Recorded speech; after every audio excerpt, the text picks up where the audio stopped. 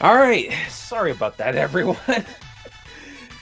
A bit of complications on my end trying to get this all set up. Unfortunately, I'm still kind of stuck with the delay option here, but it's okay. It's okay. It's good. We've managed to fight against the Lioness Kingdom one way. Now it's time for our runners to do the rest. Mm-hmm. So we just gotta wait for the word go for our runners, and then we'll get this show on the road. Indeed. So as you can see, they're all on they're both on the option screen there, and yeah, they generally so this game has like 3 different difficulty settings, and they carry a number of differences between them. The easy mode doesn't have all the levels.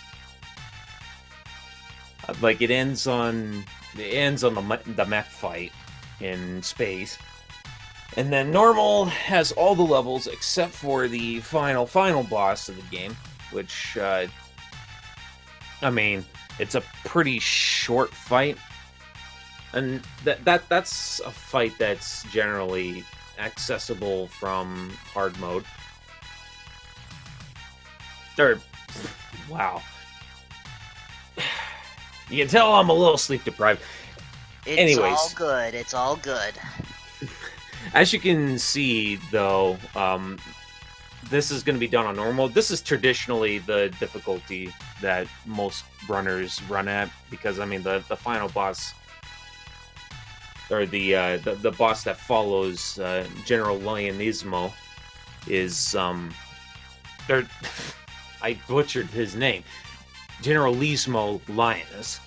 After that fight, there's the fight with the missiles. I guess main weak spot, and then that's pretty much it. And I mean, there's some other differences, like you can have extra damage taken, a little less sources to replenish health from. You know, like they do actually do the difficulty does actually appropriately go up, as the difficulty will state. But yes, I guess there is the rolling stuff too that you can see there. Like one of the shoulder buttons is rolling right and rolling left, and I'll kind of discuss about the different attack methods and whatnot. Anyways, we're ready. I hope the runners are ready. They are receiving the countdown now. All right. And so let this fast-paced game commence. We have a kingdom to take down, and a princess to save.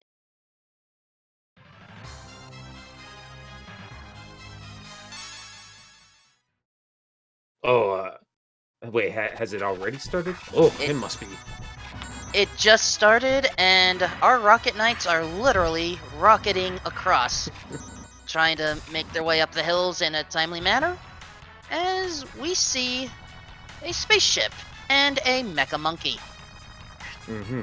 So, the idea of the main movement in this game is that you'll see both these players here trying to both throw a combination of a charge attack, which is the rocket boost, and then one or two rolling attacks, which is performed with the L and R buttons, and they kind of have to space out these particular moves accordingly. They can't abuse the rolling attack too many times, because every time they do, there's something called the exhaustion effect that starts creeping up on them, and if they do it too many times, Sparkster will start to flail helplessly for like all of 3 seconds or something like that. Is that the blue to red flashing bar at the top right, as our runners are going against the Golden Knight here? No, that's the rocket charge. They can use that whenever, but I mean, it takes a little bit of time to charge up. But the more they actually use the rocket boost, the the the lesser they have to worry as much about the exhaustion effect. What they have to be careful of is rolling too much, which is the uh, the little kind of that little swipe there you see that that Noble Boy is doing. Starting off of this level here. This is actually a very technical level, by the way. So, A lot of factory levels are. yeah.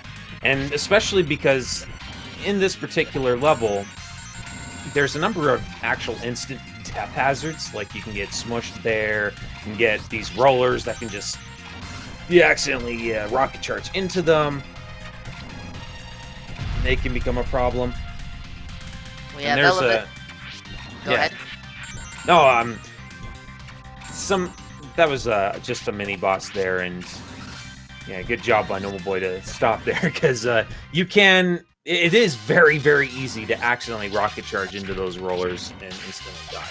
You'll also notice these runners here, they're kind of staying to the left side of the screen and then rocket boosting over to the boss. That is because if they wait, if they go over there too soon, the boss will not show up. Well, fortunately, we were able to pack this packing robot without a problem. Yeah, that can be a problematic fight if they get some pretty bad luck and, you know, manage to get hit quite a few times in the stage itself, because there's actually not too many places to heal. Like, most of the health is kind of out of the way, so it's good that they both got out of that stage. And now they get to relax a little bit, because here comes the auto-scroller, where the fastest thing to do is do nothing. Well, this is certainly a good time to recharge our energies, grab a quick cup of water or something stronger if that's your style. Mm-hmm. Yeah, so the reason why this is the reason why it's fastest to just do nothing is because all you're basically introducing in the game by attacking things is lag, because enemies will just keep respawning to, you know, come back and replace the ones you killed off. And if you keep killing enemies, eventually you're gonna deal with things like one of these birds carrying a wolf, for instance, and you'll probably take at least a couple hits from one of those guys, assuming you don't try to kill them. But yeah, while it is important to actually have, as low health as possible when you finish a stage, if we take out too many enemies in this early part, yeah, it can get kind of nasty. Speaking of nasty, what creature is this that they're fighting? Okay, so this is... Well, that's obviously that's a robot this guy is on, but this guy's part of, like, a bunch of these wolves. And that's generally the faction race that Sparkster is dealing with in this particular game. In the original Rocket Knight Adventures, it's pigs. In Rocket Knight Adventures 2 or Sparkster on the Genesis, it's like the lizard people, I guess. There are many creatures in this galaxy. Mm-hmm. Yeah, it's always a different faction every time. Why can't folks leave the opossums alone? I don't know, man. I just don't know. Alright, so Noble Boy's actually coming up very close to the boss here, and I didn't actually get the time to mention about it, but when it comes to the exhaustion aspect of the rolling attack, it actually will reset itself if you do take damage. So Noble Boy's actually just going to keep constantly rolling into this guy to do some extra damage, and that's how quickly the fight can last. Rico's having a real rough time with this fight. Let's see if he can finish him off. Oh, barely. Nicely done. Okay. Whew. Yeah, you don't want to die there. Although, you do have a little bit of time if you die on the boss fight itself, because you can still actually attack that boss with the mechanical bird that you're riding there while you're dead. So you can actually end with a life bonus of 0 there. But, I mean, obviously that can be quite a risk if, you know, if you're not, like, super comfortable and whatnot. Oh, there's the exhaustion right there. But Nobleboy actually got exhausted right at the point where an enemy was going to spawn right on top of him, and he ended up getting hit out of it. So that wasn't as big of a time loss as it actually could have been. Yeah, so this level goes by really fast. And you can see how quickly, because I mean, Nobleboy's almost already done with this level here, and he's got to zip through the top part of the section here. This is a very fast-paced game, and we don't got much time to actually explain it. So let's see how this first phase of this boss fight goes. Very nice use of that charge attack there, or the rocket boost attack. And now we're taking out the General's mech, which came from the sub? Is that where we were? Yeah, we were in a sub. We were in a submarine. Nobleboy's kind of taking this real safe, actually, right now. But safe I can with half definitely... Well, okay, yeah, that's probably an accurate way to put it. He took it the smart way, which was to play it safe, because his health just was not at a good level there. Had a bit of a rough go on the level itself, and Draco managed to clear the fight actually a little bit faster and catch up a little bit because of that, but it's still a little bit behind here, as Nobleboy now enters the Golden Pyramid. Now there's actually a little bit of a skip here that Nobleboy's doing, where you don't actually have to do the labyrinth thing. As long as you actually flip that one door twice, the way to the mini-boss actually will open all on its own. Do we have to take out a cat at this point? I mean, I know it looks like it wants to kick our butts, but it does have a little bit of cuteness factor to it. The cuteness factor kind of is ruined with the second phase, though. There's some real difficult aspects trying to learn how to actually do the second phase, because its arms actually do prevent you from time to time a rocket hit on its main weak point. And now we have, I don't know what type of worm this is, but it's a desert worm. We just call it the desert worm, and it's terrible. It's terrible because he can dig underground. I think Nobleboy actually got a perfect fight here. I didn't see no dig from his end, and Draco managed an even better kill. Wow. So he's making up ground little by little. This is still anyone's game, because we still have a number of luck factors still to come in this particular run. And now an elephant on a piano. Yeah, so Music Town is actually quite a bit easier than the Golden Pyramid. I should probably mention that in easy mode, you don't get to deal with the Golden Pyramid, nor the Steel Factory, which was level 2. And you don't get the 8th level in it either. So, but you do get to have the music level in easy mode, and it kind of makes sense, because the music level's not nearly as difficult. There's actually, interestingly enough, on the third screen of this level, there's a point where they can actually go down a different routes. Also, the tube section there that Nobleboy has gotten past and about to go here. Oh, with the symbols here. If you do fall down and actually get sucked up, you will get sent back. It's kind of like a 5-second loss when it happens.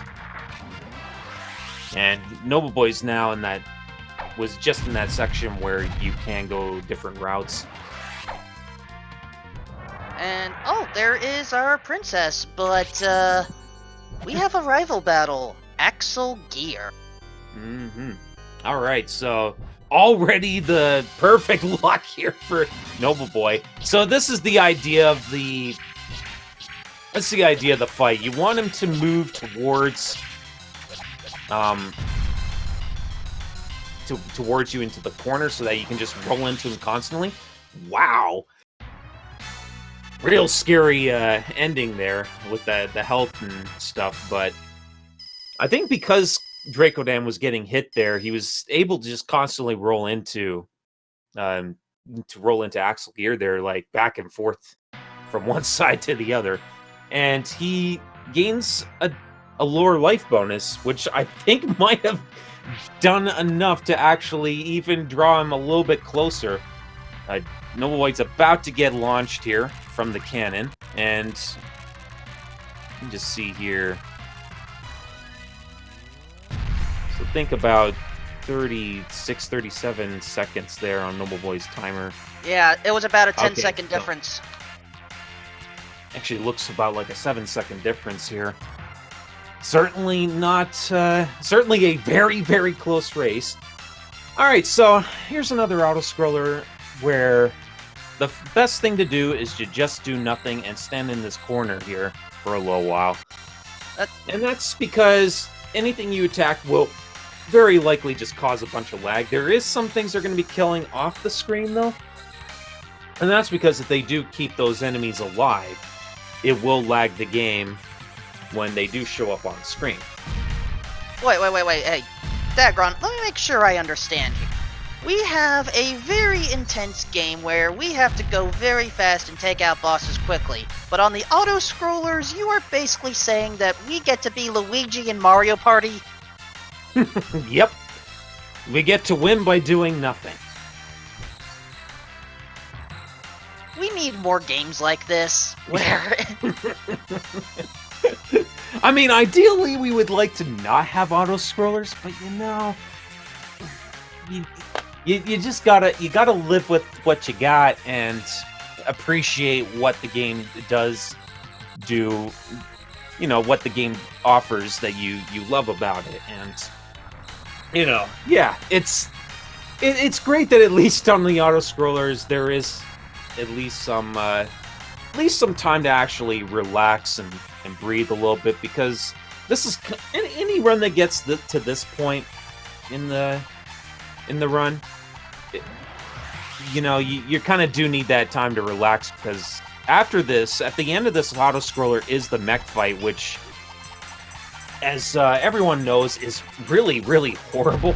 Most people do not like the mech fight at all, and, you know, I certainly understand why the game doesn't really prepare you the time to get used to controls and whatnot, but basically the gist of the fight is that there's 3 phases to it.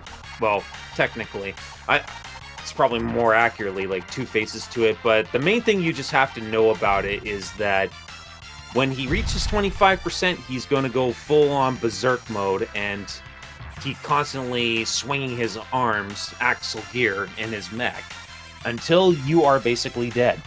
And so it essentially becomes kind of like a DPS race between you two. And I guess I'll take then the time to explain, but your best way of doing damage in this mech fight is to do what I like to aptly call the 1-2 punch, where you swing with the first punch and miss, but then go for the second one right afterwards and connect with that hit. And that does the optimal damage. And Nobleboy's about to do the fight now. Let's see. There is a start where he can just string together these 1-2 punches. Let's see if he can do them.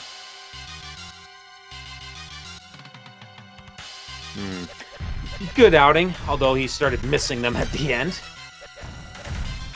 Okay. Oh! I suddenly feel like we're playing Rock'em Sock'em Robots in space here. Yeah, that's what everyone calls it, the Rock'em Sock'em Robots. Alright, so here's the Berserk phase. Okay, they both made it out. One with a lower life bonus than the other, but they both got through it all the same. All right, so last level of the game. Here are some missiles, very beautiful rendered, 3D-like rendered visuals of these missiles, but they are very dangerous. They can crush you, and the best thing to do when they start pushing you into those little pockets there that you fall into is to just press nothing. If you try to push forward at them, you'll actually get smushed, because I don't really know why, but that's what happens. Suddenly, mini boss up the vertical missile shaft. Is that the diamond boss? Nope. That's the weird wolf, I guess we'll call him. Ah. They're coming up to the core fight here really, really soon though, which is probably, well, no, it is the hardest mini boss fight in the entire game. There are these 4 blue crystals, and you need to get rid of them. You don't want to take a hit to these blue crystals, so what they're going to be doing is utilizing the yellow rings there, which do only half a heart if they contact those. They don't want to make body contact with the blue crystals. It costs about a full heart worth of health. And unfortunately, Nobleboy couldn't get the cleanest kill there. He did have to wait a little bit for that one other crystal. And oh boy, Drakodan. Yeah. No. Yeah, he was not in a good situation there. So it's okay. He will try again. He's gonna make it, guys. He'll make it. Believe in him. So, yeah, up the shaft there, Nobleboy goes. He is about to face off against Generalissimo Lioness. And this is the final fight of the game. This is a DPS race if ever I've seen one, this particular fight. This is actually probably the fight that scares me the most, because he can do a wide number of things. He can do the wave, which is great. The lightning cage is very laggy if done in succession of like 3 times. There is also the fire breath, which is pretty much impossible to dodge depending on what type of attacks he's doing. He is loving this wave and this lightning. And there it goes. It's time. 1906 for Nobleboy. Very, very nice run. Very clean run. That was done very well. It's I thought we were also going to have a separate ultimate weapon phase, but maybe that was just combined with the Lioness, and I just missed it? No. So you saw Generalissimo Lioness there. He was going for this red button, and if he actually presses that button, it activates the weapon. And in normal mode, he does not reach it. He actually malfunctions and dies before getting there. In hard mode, he actually does get to the button and activates it. And that that weapon's weak spot becomes the last official boss of the game. But again, that's in hard difficulty. This is normal, remember. So, yeah, let's hope Drakodan does finish the job. I am seeing some flame breaths here, which is not great. Okay, he got it. Very, very nice. Okay, so 2017 is actually not that bad. I mean, obviously, he's probably not going to be the happiest with that, but I mean, with a death, I think he can certainly take that. Very good job, Drakodan. It was a relatively close race until that very unfortunate mishap with the core fight. But I mean, that is basically what the core fight is all about. That's generally what tends to happen. You can run out of health in that fight and just take the wrong damage sources from you can take damage from the wrong sources and just be completely drained of all your health. It's pretty scary. Indeed, but still, we got through a tough game and we pulled it off in a decent time. Mm-hmm. So, since we're kind of back aligned on schedule, I don't know if we are going to have a second race here, which means the next event is going to be...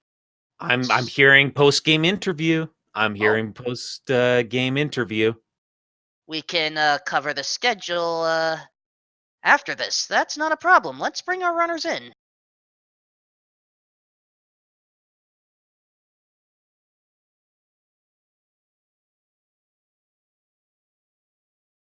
But while we do bring them in, Now, please, while we wait, yeah, follow the runners. mm-hmm. Drakodan and Nobleboy77. Yeah, Noble Boy, you've seen quite a few times in this marathon already. You know exactly what he's capable of, what kind of skill set he does provide. So do be sure to follow him. And Drakodan, while more primarily known for speedrunning Sonic Adventure 2, he has a very, very soft spot for this game in particular as well. So, I mean, if you did enjoy this particular game, especially, also follow him as well. And also follow Dagron over here. He certainly can explain this game a lot better than I ever could.